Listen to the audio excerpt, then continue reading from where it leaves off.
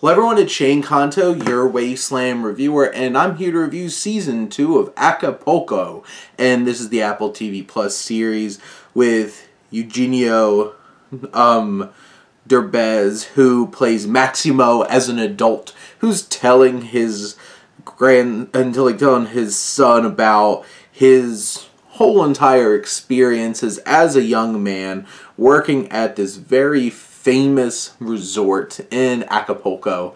And this second season, we see Maximo still pining over Julia, but, you know, maybe he finds a different love interest this season, and that adds some complications to Maximo's dilemma, because he really does love Julia, but he also has this young woman who comes into his life who's very interesting, and we like her, and it's just like, you could be happy.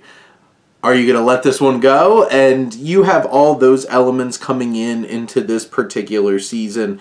And there's also some tumultuous elements happening in the resort, with Don Pablo Damian Alcazar's character leaving, Maximo being up for potential promotion, but Maximo winds up finding himself into certain places where it's just like, he's doing certain things to get ahead, and is he going to regret it? Is he compromising on his own morals for certain things?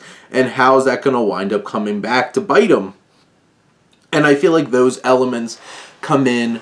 We have Chad, played by Cord Overstreet, who, like, we're not supposed to like, but we're starting to understand him a little bit more in this season, and you kind of feel bad for him. It's just like, is this the life that he really wants? And his mother, Jessica Collins Diane, putting him into this situation, and there's those challenges. And what's interesting about this particular season that's probably the most different is in our frame narrative, where adult Maximo's telling his story, we're getting other characters. We're getting grown-up versions of some of the other characters, and we have Will Sasso's Joe, who throws in little elements here or there, who's kind of like Maximo's hired guard kind of character.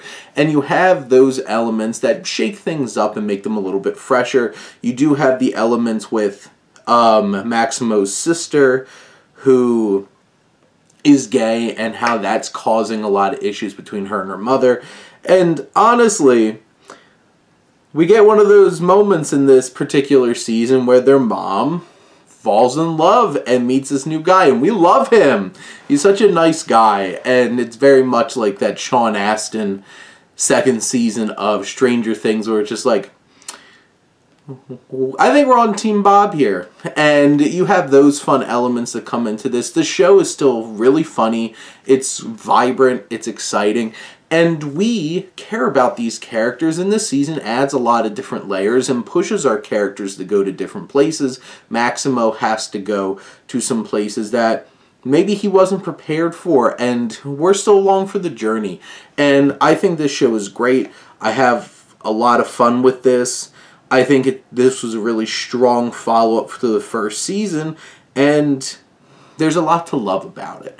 And boy, does it leave you with a stinger at the end that just opens the door to all kinds of possibilities and exciting things to look forward to.